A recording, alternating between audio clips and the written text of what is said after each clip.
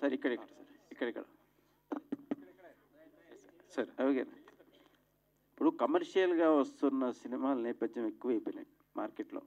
అసలు అది పబ్లిక్ని అలా డైవర్ట్ చేసేసారు. సో ఈ పాయింట్ పబ్లిక్ ఏ రకంగా రీచ్ అవుతున్నారు, కమర్షియల్గా మీకు ఎట్లా రెస్పాండ్ అవుతుంది సినిమా? సార్ ఈ సినిమా వచ్చేసి మామూలుగా థ్రిల్లర్స్ని ఇష్టపడే చాలామందికి ఇది కనెక్టివిటీగా ఉంటుంది. అలాగని ఆ థ్రిల్లర్ అన్నది చాలా న్యాచురాలిటీగా ఉన్నప్పుడు ఆడియన్స్కి మరింత చేరువవుతుంది. ఒక రిచ్ పీపుల్కి ప్రాబ్లం వచ్చిందంటే అది వేరే సంగతి. బట్ మన పక్కింటి వాళ్ళకి ప్రాబ్లం వచ్చినప్పుడు ఎలా ఉంటుంది అన్నది ఈ కథ. ఆ కథని అద్భుతంగా మనం విజువల్ చేసినప్పుడు ఆ విజువల్ మీద మా నమ్మకంతో వాళ్ళకి ఖచ్చితంగా కనెక్ట్ అవుతుందని మా నమ్మకం ఉంది. సో ఈ కథ చూసిన ఎక్స్పీరియన్స్ అయిన వాళ్ళకు కూడా థ్రిల్లర్ని ఆదరించే అభిమానులకి ఇది ఖచ్చితంగా కనెక్ట్ అవుతుంది సార్. అంటే ఇప్పుడు చూసే ప్రతి ఒక్కడికి నా లైఫ్లో కానీ, నా పక్కన కానీ, నా సొసైటీలో కానీ జరిగింది అనుకుంటారా? ఖచ్చితంగా సార్, ఖచ్చితంగా. ఈరోజు మనం చాలా న్యూస్ వింటూనే ఉన్నాం రెగ్యులర్గా. చాలామంది ఈరోజు పేపర్ ఏది తిప్పినా ప్రతిదీ కోర్టు, కేసు, బెయిల్ వీటి మధ్యనే తిరుగుతోంది.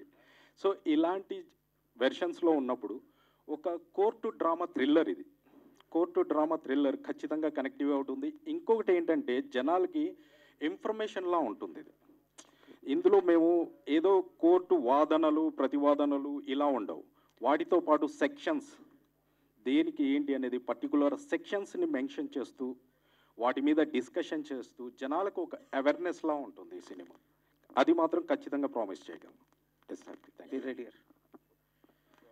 కంటిన్యూయింగ్ ది ఆన్సర్, ఇన్ఫర్మేషన్ అన్నారు. It's a case study. So మీరు లా స్కూల్లో చదివితే క్రిమినల్ లాలో కేస్ లా అని ఉంటుంది ఒక బుక్. సో మా టైంలో ఐ థింక్ గుంటూరులో what is that massacre happen, నా ప్రొఫెసర్స్ చెప్పేటోళ్ళు. అది 2 ఫ్యాక్టర్స్. ఇది మీరు సినిమా చూసిన తర్వాత maybe we can go to law schools and give this case. It's అదండి. సెక్షన్స్గా సెక్షన్స్ మారుతూ ఉంటాయి. ఐపీసీ తీసేసాము ఆఫ్టర్ వాట్ ఎవర్ 1860 బ్రిటిష్ వాళ్ళు ఇచ్చిన లాస్ ఇప్పుడు మనం చేసుకున్నాం. ఇది యాక్చువల్లీ నన్ను అడిగితే ఐడియల్గా 1947లో జరగాల్సింది. ఓకే, 1947లోనే ఇండియన్ పీనల్ కూడా మనమే రాసుకోవాల్సింది. కానీ what ever reasons I don't want to go back. So Ravi అన్నట్టు ఈ ప్రొసీజర్, ఒక పోలీస్ స్టేషన్కి వెళ్తే నార్మల్ పర్సన్, రైట్, నా rich people of course they never go, they lawyers. ఏమవుతుంది, మీ ఎక్స్పీరియన్స్ ఏముంటుంది? ఒక కోర్ట్ రూమ్లో డ్రామా, లాయర్స్ ఎలా ట్రీట్ చేస్తారు. సో మనం రోజు ఇప్పుడు స్ట్రీమింగ్ జరుగుతుంది, Telangana high court, what ever, Andhra high court, అందరం చూస్తున్నాం. So there is a responsibility on them, judges also, to behave certain way because people are watching, right? So I hope I answered. మీ కొత్త question. ఇంకొక విషయం ఏమో, ప్రొఫెషనల్గా మీరు లాయరు. సో మన భారత రాజ్యాంగం ప్రకారం అంబేద్కర్ గారు రాసినప్పుడు ఒక 50 years తర్వాత చేంజెస్ వస్తాయి, ఆ చేంజెస్ తగ్గట్టుగా చట్టం మార్చుకుంటూ రావాలి అన్నారు. సో అవన్నీ జరగలేదు, కొన్ని ఇంకా ప్రాబ్లమ్స్ అలానే ఉన్నాయి అని ఉంది. దీని మీద మీ కామెంట్స్ ఏంటి అసలు? ఐ మీన్ మనం రాసుకుంది 47లో కొత్త కాన్స్టిట్యూషన్ అండి. 50 నేను అనేది క్రిమినల్ లాస్. అండ్ యాక్చువల్లీ మా సినిమా అది క్రిమినల్ లా, క్రిమినల్ కేసు చెప్పాను. మన కాన్స్టిట్యూషన్ చేంజెస్ అనేది it's part of the constitutional process. మనకు ఆల్రెడీ అమెండ్మెంట్ ద్వారా వస్తాయి. సో ఆ ప్రాసెస్ కొద్దిగా వెరీ స్ట్రింజెంట్ ఉంటుంది ఇండియాలో, ఈజీ ఉంటుంది. లైక్ అమెరికన్ కాన్స్టిట్యూషన్లో మీకు ఎంతైనా 240 years తక్కువ ఉన్నాయి. Amendments is a part of that. Overhaul చేయలేం constitution, that needs a very 2/3 majority in both houses and states. అది కాదు, మీరు అమెండ్మెంట్స్ అయితే జరుగుతూనే ఉన్నాయి. ఇప్పుడు మన పంచాయతీరాజ్ కానీ దేని కానీ ఎప్పుడు అమెండ్మెంట్స్ వస్తూ ఉన్నాయి కదా. So Raman wants to add something. ఈ క్వశ్చన్ మీద యాక్చువల్గా చాలా డిస్కషన్ జరగాల, ఇది జనరల్ పబ్లిక్లో కూడా. కారణం ఏంటంటే, సో మనందరం ఇప్పుడు సెంట్రల్గా ఈ థీము కనుక చూస్తే ఎట్లయితే క్రిమినల్ లాస్ గురించి ఎక్కువగా, ఎందుకంటే July 1 నుంచి we have shifted to the new Bharatiya Nyaya Sanhita, Bharatiya Nyaya Shiksha BNSS, so Indian evidence act రిలేటెడ్గా భారతీయ సాక్ష్య అధినియం అని ఈ 3 చట్టాలని కలోనియల్ లాస్ అంటాము. ఆ కలోనియల్ లాస్ని ఆల్మోస్ట్ 1860 ఐపీసీ యాక్ట్ని రీప్లేస్ చేస్తూ మనం ఈ యాక్ట్స్ని తీసుకురావడం జరిగింది. ఈ నేపథ్యంలో మనము, ఎందుకంటే అందరికి కూడా చాలామందికి గతంలో సినిమా చూసుంటే కొన్ని సెక్షన్స్ బాగా నోటెడ్, 302 కానీ 420 కానీ. సో 420 ఎంత అంటే, అరే నువ్వు 420 గడివి అనే పరిస్థితి అంటే బూత్ అయిపోయింది అది. సో దాన్ని ఇప్పుడు కొత్త చట్టంలో కొత్త సెక్షన్ ఏంటి, సో ఇప్పుడు 420 అంటే it's different section altogether. So it is replaced with 319. So new బిఎన్ఎస్లో ఇట్లా అంటే ఈ అవేర్నెస్ అనేది, ignorance of law is not an excuse. So మనం రోడ్డు మీద మనం ఒక వెహికల్ మీద వెళ్తుంటే we have to follow traffic laws. So in fact అంటే one more thing is, so ఇది రైట్ ప్లాట్ఫామ్ కాదు, but that civic sense lacks in the society actually. So it's because there is no proper guidance or awareness given to the students or for different sections of the people.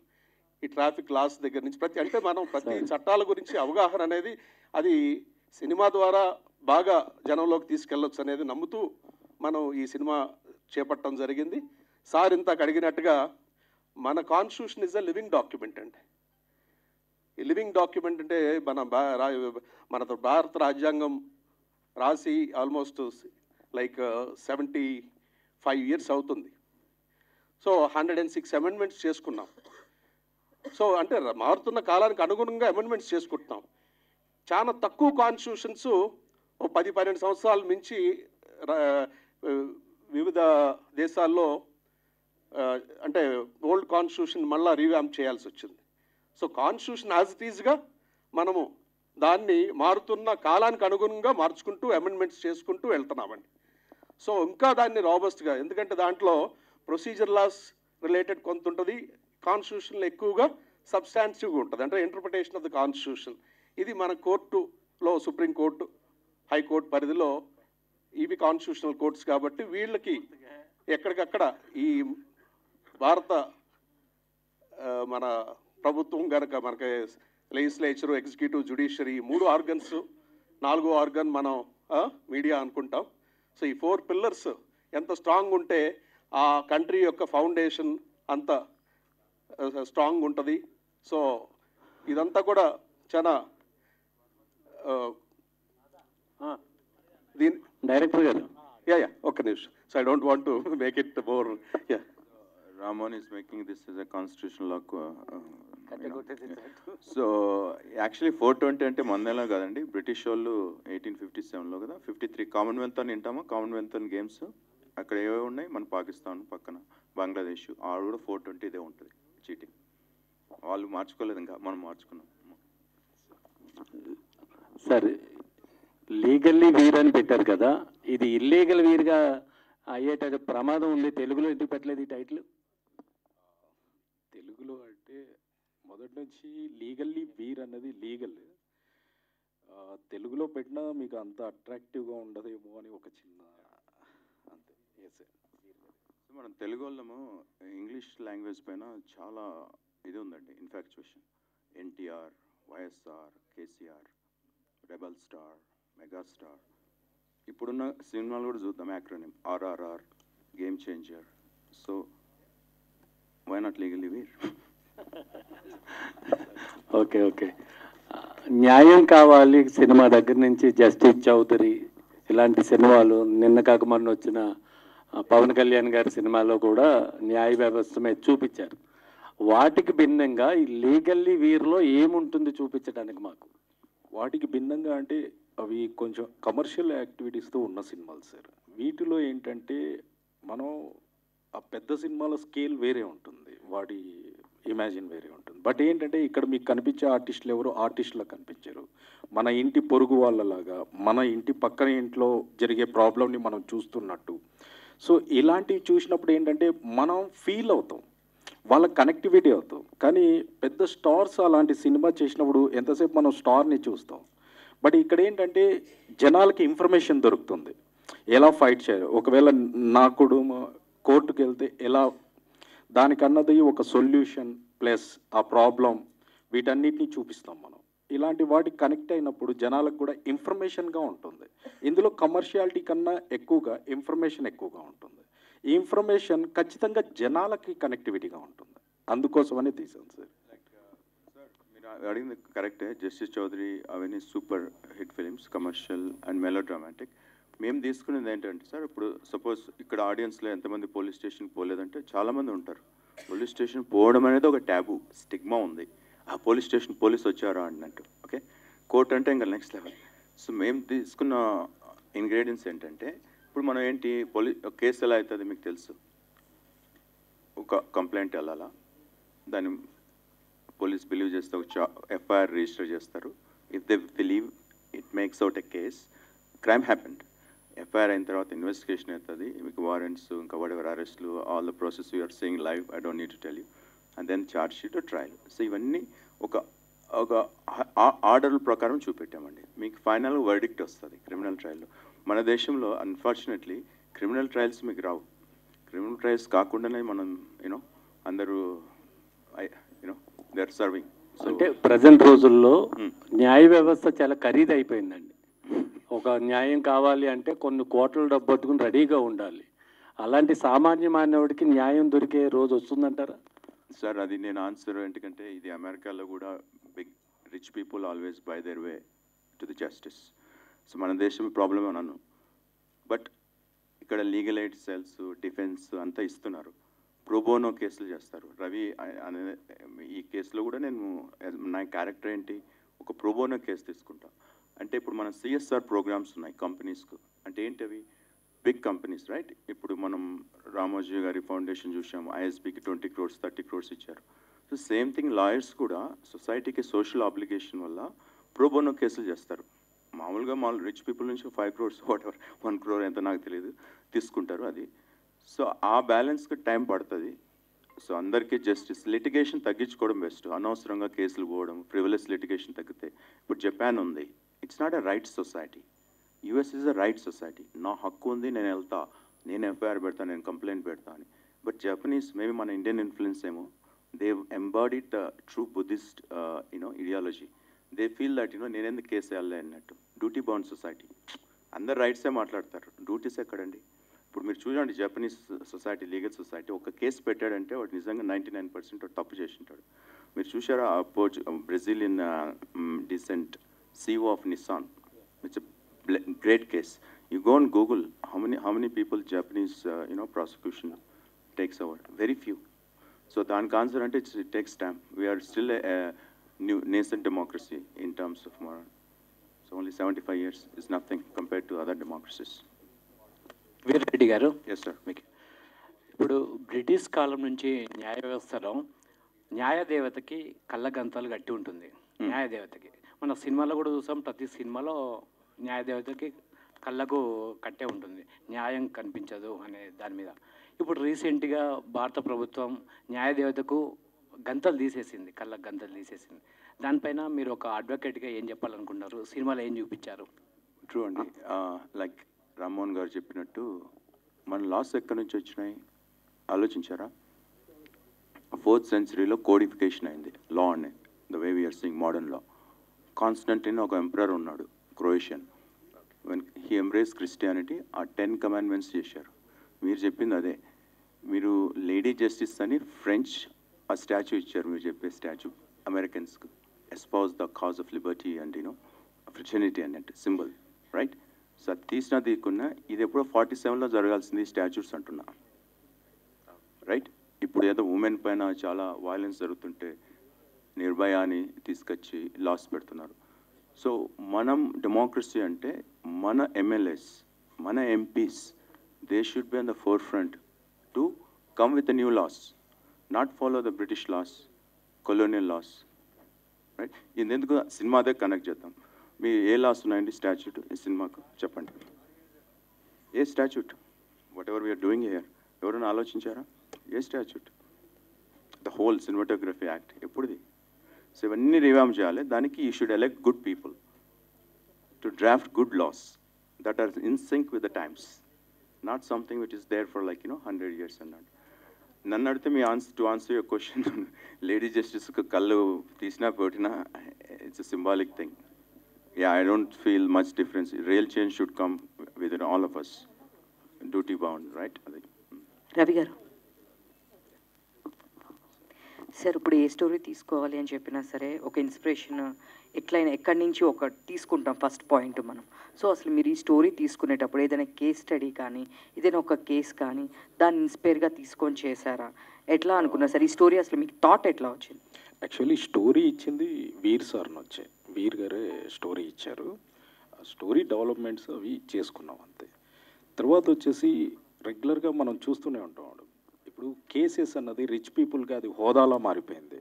అదే middle క్లాస్కి మనం ఒక చిన్న EMI వాడు ఇంటి ముందు వచ్చి నిలబడినా కూడా మనం అది చాలా అవమానంగా ఫీల్ అవుతాం. అలాంటి స్థితిలో నుంచి వచ్చింది ఒక కథ. ఒక పేదవాడు ఒక కేసులో విరుక్కుంటే మనం మామూలుగా చూస్తూ ఉంటాం, ఆ ఫ్యామిలీ మొత్తం సఫర్ అవుతుందండి. మనం చూసేది ఆ ముందున్న మనిషిని మాత్రమే, ఇతను అక్యూజ్డ్ అని. అతను అక్యూజ్డా కాదా అన్నది కోర్టులో ట్రయల్ జరుగుతుంది. కానీ ఆ బిఫోరే సమాజం అతని మీద ఒక ముద్ర వేసేస్తుంది, ఇతను తప్పు చేసేసాడు అనేసి. కానీ ఆ తప్పు చేశాడు అన్న దాని మీద ఆ ఫ్యామిలీ పిల్లలు కానివ్వండి, వైఫ్ కానివ్వండి, ఆ ఇంట్లో నుంచి బయటికి రావడానికి పడే ఇబ్బందులు కానివ్వండి, ఇలాంటి ఎమోషన్స్ ఎవ్వరికి పని లేదండి. దొరికిన ఆ పర్సన్ని మాత్రమే మనం ఎక్స్పోజ్ చేసేస్తాం. తర్వాత అతను నిర్దోషి అని తెలిసినా మనం దాని మీద ఎటువంటి రెస్పాండ్, ఆ న్యూస్లో మనకి మజా ఉండదు. దోషిగా దొరికినప్పుడు ఉన్నంత ఇంటెన్షన్ అతను నిర్దోషి అని తెలిసినప్పుడు మనకు ఉండదు. అలాగనే ఈ పాయింట్లో కూడా ఒక సగటు పేదవాడు అనగానే వాడు ఖచ్చితంగా తప్పు చేసి ఉంటాడు అనే ఒక ముద్ర ఉంటుంది. కానీ వాడెందుకు నిజాయితీగా బతకూడదు? అలాంటి పాయింట్ నుంచి వచ్చింది ఈ కథ. Okay madam. To continue answer, పేదవాడికి రిసోర్స్లు ఉండవు. He cannot put up a strong defence. Right now, all of you know how many battery of lawyers go if a rich person is accused of something, right? Accused means nothing. If accused is the, sorry, Telugu, accused మనం తప్పు పడితే ఇంక మనకి ఇప్పుడున్న governors, sorry not governor, మన leaders అందరూ చాలా ఎంత 11 కేసులు ఉన్నాయి. నిందితుడు. Okay, translation, sorry. రవి గారు, sorry, go ahead sir. Ravi గారు, సో జనరల్ ఇలాంటి కోర్ట్ రూమ్స్ అనేవి చాలా థ్రిల్లింగ్ ఉంటాయి and at the same time చాలా గ్రిప్పింగ్గా వెళ్తుంటాయి, ఎడ్జ్ ఆఫ్ ద సీట్ ఉన్నట్టు. బట్ ఇలాంటి వాటిలో మధ్యలో ఒక సాంగ్స్ అని పెట్టినా కూడా కొంచెం డిస్టర్బెన్స్ ఫీల్ అవుతుంటారు. లైక్ ఎట్లా వచ్చిందంటే సిచ్యువేషన్ తగ్గట్టు పెట్టారా, లేకపోతే ఏంటి ఒక కమర్షియాలిటీ టచ్ అనేది ఇవ్వాలి అని చెప్పేసి సినిమాకి మీరు పెట్టున్నారా? సిచ్యువేషనల్గానే ఉంటుంది సార్ ఏ సాంగ్. ఇక్కడ ఇంకా ఇంటర్నల్ ఎలా ఉంటుందంటే ఈ సినిమాలో ఒక సాంగ్ అనేది క్లూగా కూడా ఉంటుంది. అంత ఆలోచించి చేసిన సాంగ్సే తప్ప టైం అయింది, ఇక 15 minutes స్టోరీ రన్ అయింది, ఇక్కడ సాంగ్ రావాలి, లేదా ఇంకొక 10 నిమిషాలు రన్ అయింది, ఇక్కడ ఏదో జోక్ రావాలి, అలా కాదండి.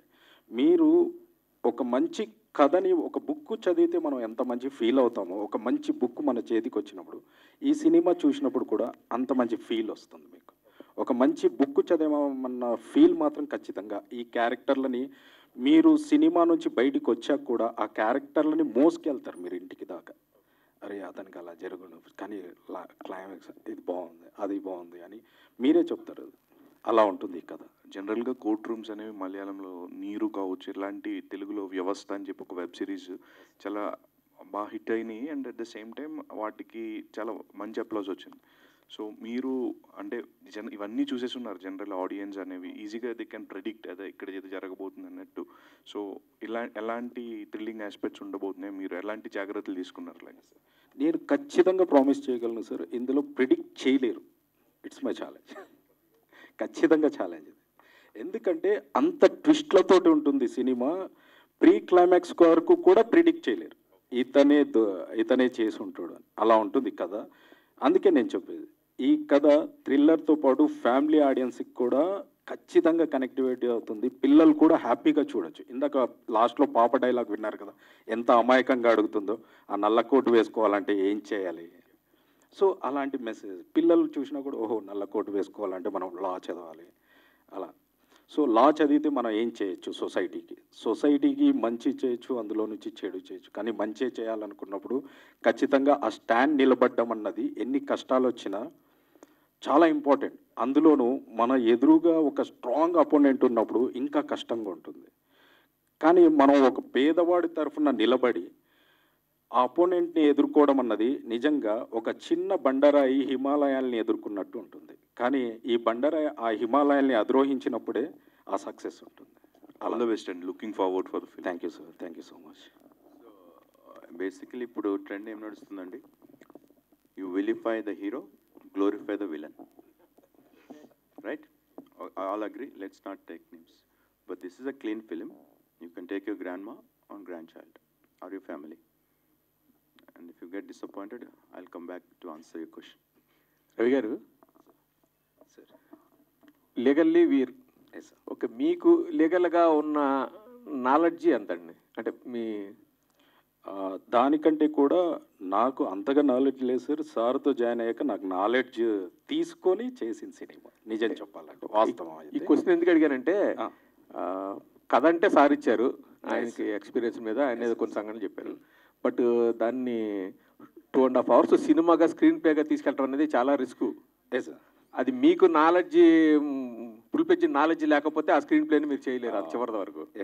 రెండోది థ్రిల్లరు ప్లస్ ఈ న్యాయ వ్యవస్థకి సంబంధించిన ఇది అంటున్నారు కదా, దీన్ని థ్రిల్లర్ని ఒక న్యాయ వ్యవస్థతో డ్రైవ్ చేయించాలనుకోవడం కూడా చాలా రిస్క్తో కూడింది. అంటే ఆ పాయింట్ వెంటనే కనెక్ట్ అవ్వాలి జనాలకి, అది లేకపోతే చాలా మిస్ఫైర్ అవుతుంది కదా.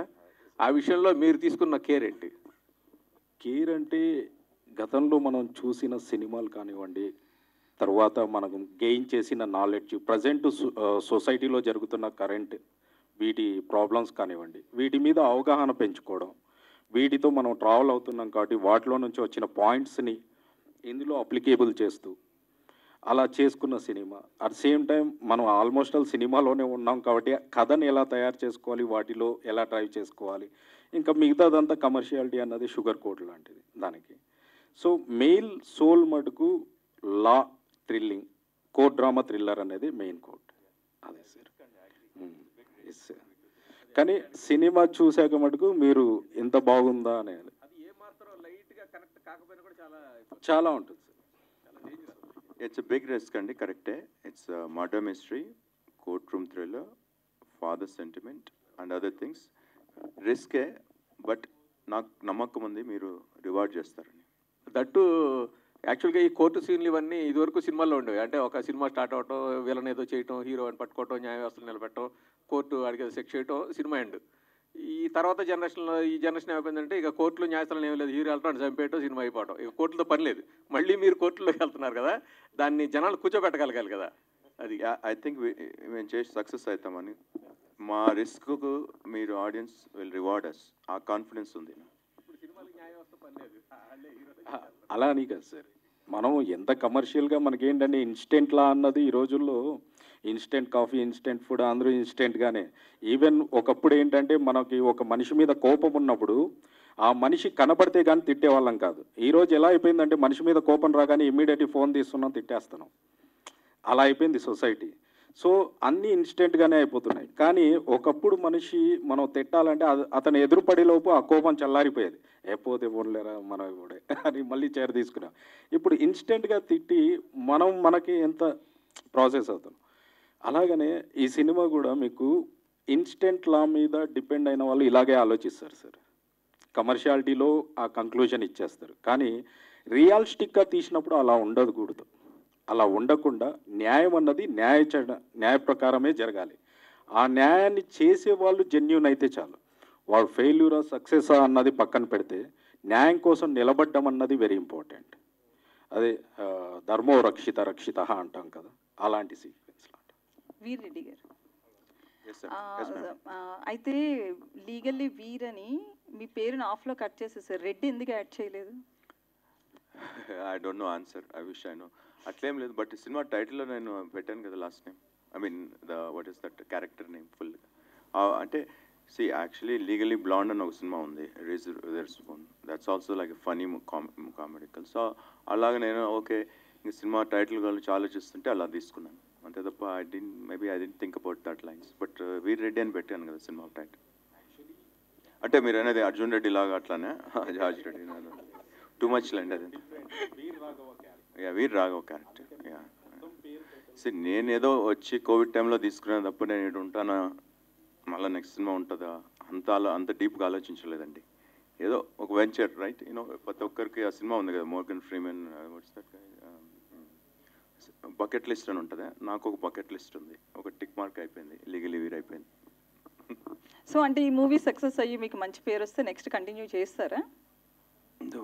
వర్డిక్ట్ జడ్జ్మెంట్ 27th ఉందిగా, తర్వాత ఆలోచిస్తాం.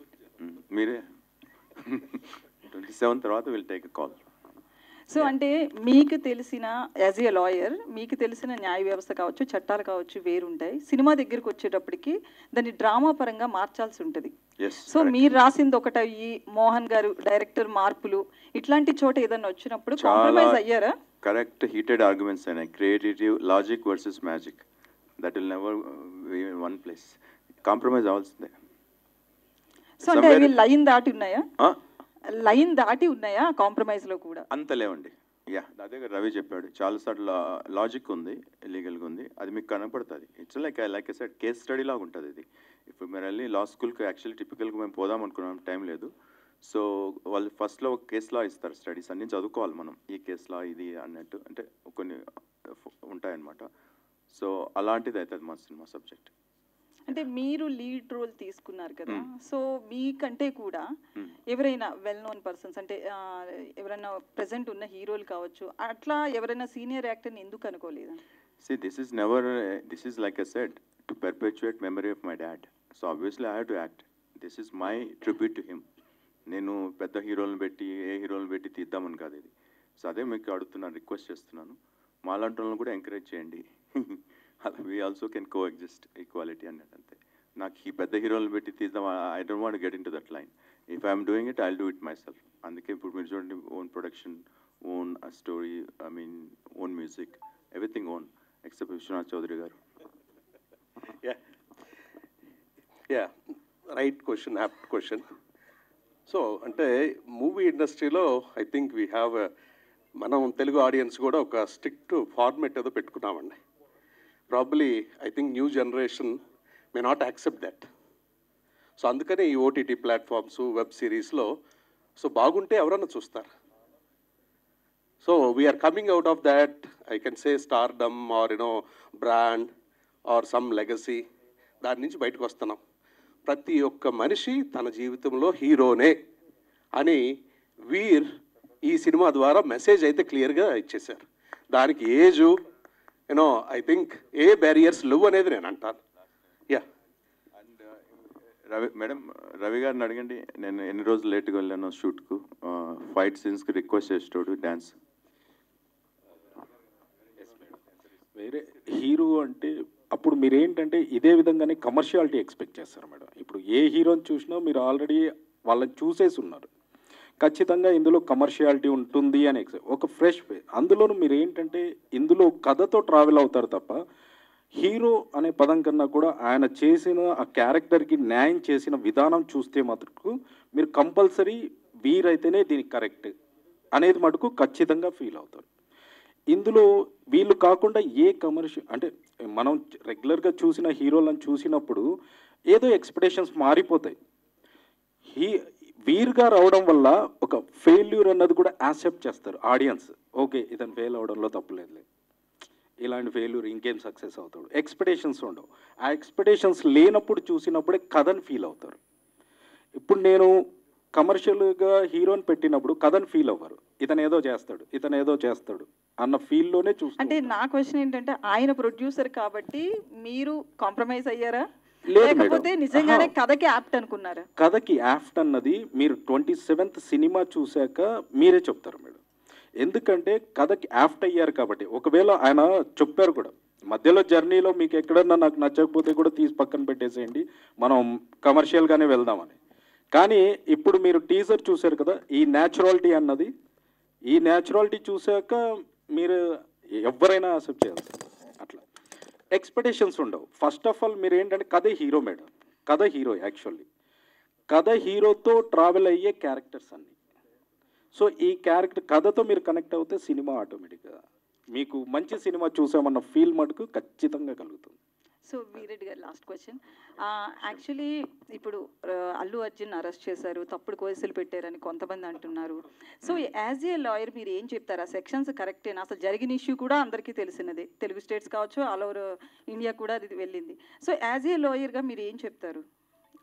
ఇట్లాంటి ఇండస్ట్రీ మీద వచ్చే కేసులు కావచ్చు. మనకు ఒక లీగల్ యాడేజ్ ఉంది, matter is sub judice both in media on the court, right?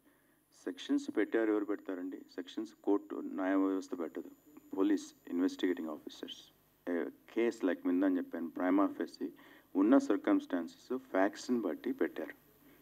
ఎందుకు పెట్టారు అనేది మీకు రెమెడీ ఉంటుంది. ఎవరు చెప్తారు? అది జడ్జి గారు చెప్తారు. Still the matter, right, trial వరకు వెళ్ళదు కదా, still it's the stage of FIR investigation. It's not appropriate to comment, but I will comment once we reach. There are 2 trials going on in that case. One in the courts, one is in front of you. ఎవరు కావాల్సిందో రాసుకుంటున్నారు. They are giving their own theories, conspiracy theories. Yeah, celebrity justice is different from common man justice. ఇప్పుడు మీకు నాకు జరిగితే ఎవరు పట్టించుకోరు. Hi వీర్ గారు. Hi, చెప్పండి sir. So నాకు క్వశ్చన్ ఏంటంటే, అంటే మీరు experienced Indian laws and US laws కూడా మీకు ఇది ఉంది కదా. సో ఇండియాలో ఎక్కడన్నా ఒకటి ఒక జడ్జి టు జడ్జి, మీరు ఇప్పుడు ఏం చెప్పినంటే రిచ్కి డబ్బున్న వాళ్ళకి చట్టం చుట్టం అంటారు, మోస్ట్లీ పేదవాడికి జరగదు అని. కానీ ఇక్కడ కొన్ని కేసెస్ చూస్తే జడ్జి టు జడ్జి కూడా జడ్జిమెంట్ మారిపోతుంది. ఒక జడ్జి ఒక బెయిల్ ఇస్తాడు, ఇంకో జడ్జి బెయిల్ క్యాన్సిల్ చేస్తాడు. కరెక్ట్. సో ఇక్కడ న్యాయం అంటే దేని మీద బేస్ అయి ఉంటుంది? ప్లస్ మీ లీగల్లీ వీర్ అనే సినిమా కథ యాస్పిరెంట్లకు ఉపయోగపడుతుందా, లేదా లా స్టూడెంట్స్కి ఉపయోగపడుతుందా, లేదా జనరల్ పబ్లిక్ కూడా ఉపయోగపడుతుందా? ఎంతవరకు? You ask me 2-part question sir. జడ్జిలు మీరు అన్నారు bail judge to judge depend అవుతుందని. యుఎస్ సుప్రీంకోర్టు అక్కడికి వెళ్తాను నేను, ఎందుకంటే మన అంబేద్కర్ గారు కూడా పిహెచ్డీ చేసింది కొలంబియాలో. మీరు చదివితే Indian constitution most of it I draw exactly ఎక్కడి నుంచి ఇన్స్పైర్డ్ ఏమని. 9 జడ్జెస్ ఉంటారు. ఈరోజు 6 ఉన్నారు కన్సర్వేటివ్ జడ్జెస్. కన్సర్వేటివ్ అంటే ఒకడు పోలీస్ తీసుకొచ్చి వీడు తప్పు చేసినాడంటే వానికి బెయిల్ ఇవ్వకోకుండా punish supporting the criminal justice system judges అంటారు. 3 ఇప్పుడు లిబరల్ జడ్జెస్ అంటారు, అంటే హ్యూమన్ రైట్స్ ఇండివిజువల్ రైట్స్కు ప్రాధాన్యత ఇచ్చేవాళ్ళు. ఇప్పుడు ఆడ 63 రేషియో. సో అందుకే మీరు చూస్తుంటారు ట్రంప్కు ఎక్కువ ఫేవరబుల్ జడ్జిమెంట్స్ వస్తుంటాయి.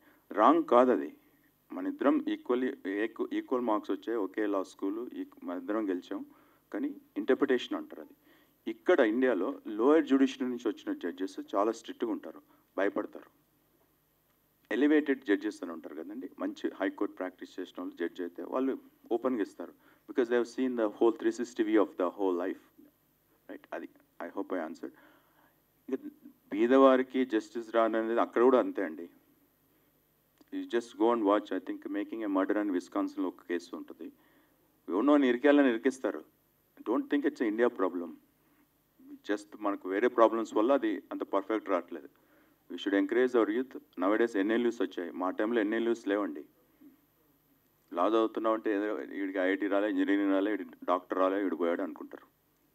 ఇప్పుడు అట్లీస్ట్ ఎన్ఎల్యూస్ వచ్చాయి. మన దాని ప్రొఫెషన్ గ్లోరిఫై చేసి దాన్ని యంగ్ స్మార్ట్ పీపుల్ ఈ జనరేషన్లో ఎంకరేజ్ చేయాలంతే. సో మీరు అంటే కథ మీదే, మీ ఫాదర్ దానికోసం ఏమికోసం మీరు యాక్టింగ్ కూడా చేస్తున్నారు. సో డైరెక్టర్ రవి గారినే డైరెక్టర్గా ఎందుకు పెట్టుకున్నారు? మీరే డైరెక్షన్ చేసి ఉండవలసింది కదా అనే దాని పాయింట్. నాకు అసలు సినిమా షూటింగ్కి పోవడానికి టైం లేదు, అడగండి. సాంగ్ షూట్ ఎంతకు పెట్టారు, 1 day లేట్కి వెళ్ళా. ఫైట్ ఎలా చేయాలనో తెలియదు, రవి ఎక్స్ప్లెయిన్ చేస్తారు. మీ ఎక్స్పీరియన్స్ చెప్పండి. ప్లస్ మీ కథకి డైరెక్టర్గా రవి గారు ఎంతవరకు న్యాయం చేస్తారు? అది good question. I tried others, but this guy tried to be really good. I only 2 words. He believes in hard work, hard work, hard work. Nothing else. Rest is all BS. So అందుకని అతను. So నేను ఇంకా next film చేస్తే ఇతనితో చేస్తాను, open చెప్తున్నాను అందరి ముందు. All the best.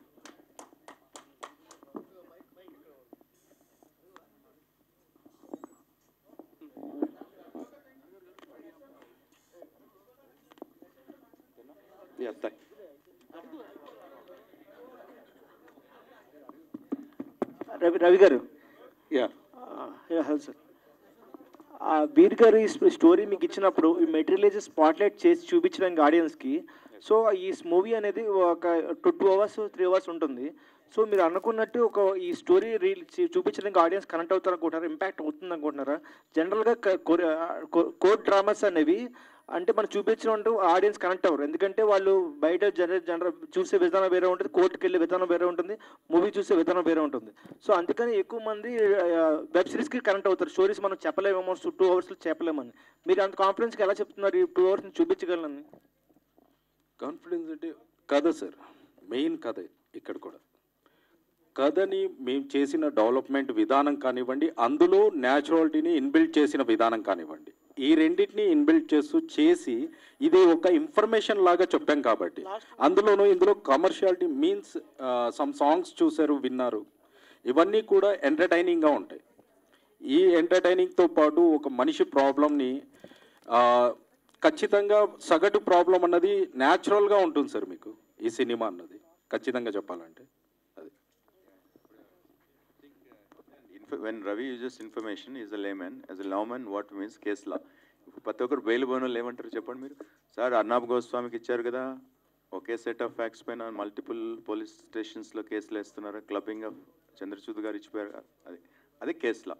మాది కూడా ఒక కేసులా, హైపోథెటికల్ ఫిక్షన్ కేసులా అవుతుంది, బాగుంటుంది అంట.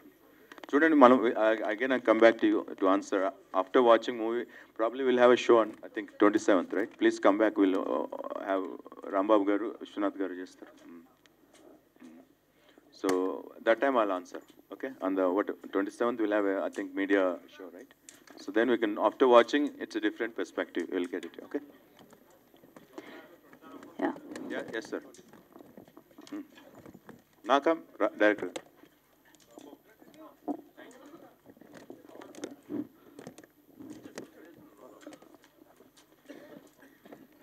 Sir, first of all congratulations sir. Thank you. ఆ టీజర్ మాత్రం ఎక్సలెంట్గా ఉంది sir. Thank you sir. First of all director గారికి, ప్రొడ్యూసర్ గారికి టీజర్ చాలా ఇన్సెంటివ్గా ఉంది సార్. అంటే ఏదో థ్రిల్లర్ అనే ఇది మాకు తీసుకొచ్చారు. నేను అడిగే క్వశ్చన్ ఏంటంటే సార్, ఇప్పుడు స్టోరీ మీరే, ప్రొడ్యూసర్ గారు మీరే, సో మీరు ఇప్పుడు యాక్చువల్గా మీ ప్రొఫెషన్ వచ్చి లాయరే కదా సార్, అందుకని చెప్పేసి మీరే హీరోగా చేశారు సార్.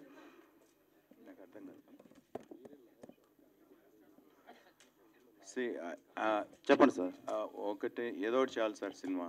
నేనైతే పోలీసు లేకుంటే పొలిటీషియన్ ఇంకో రోల్ సినిమా మన హీరో లాగా చేయలేం కదా. సింపుల్ నేచురల్గా ఏది వస్తుంది. సో నేను చదువుకునేది, నేను చేసేది వస్తుంది. మీరు దీనికోసం ఏమైనా కోచింగ్ అంటే ట్రైనింగ్ కానీ ఎక్కడన్నా తీసుకున్నారు సార్? దీని గురించి డైరెక్టర్ గారు కానీ, ప్రొడ్యూసర్ గారు కానీ? ఆయన నాకు షూట్కి వచ్చేంత వరకు డైలాగ్ చెప్పాడు సార్. సార్ రవి గారు మీరు చెప్పండి సార్. యాక్చువల్లీ ఏంటంటే person natural acting very important. అందుకోసం అనేసి ఆయన లొకేషన్కి వచ్చినా ఏది బై హార్ట్ చేయకండి, నాకు ఎంటీ పేపర్ లాగా మీరు లొకేషన్కి వస్తే నాకేం కావాలో మీ మీద రాసుకుంటా అని చెప్పాను. అలాగే వచ్చారు, అలాగే చేయించుకున్నాను. అది మీరు ప్రాక్టీస్ చేసి దాన్ని లాక్ అయిపోయారు. ఓకే, ఈయన కూడా రోల్ ఉంది. థ్యాంక్ యూ అండి. Thank you sir, thank you so much. And Veer గారు అండ్ రవి గారు, వన్స్ అగైన్ మీకు ఏమని చెప్పాలి, నేను 27th మీరు బ్లాక్ బస్టర్ హిట్ అవటం, మళ్ళీ త్వరలో ఇంకొక సినిమా చేయాలని మనస్ఫూర్తిగా కోరుకుంటున్నాను. Thank you so much once again.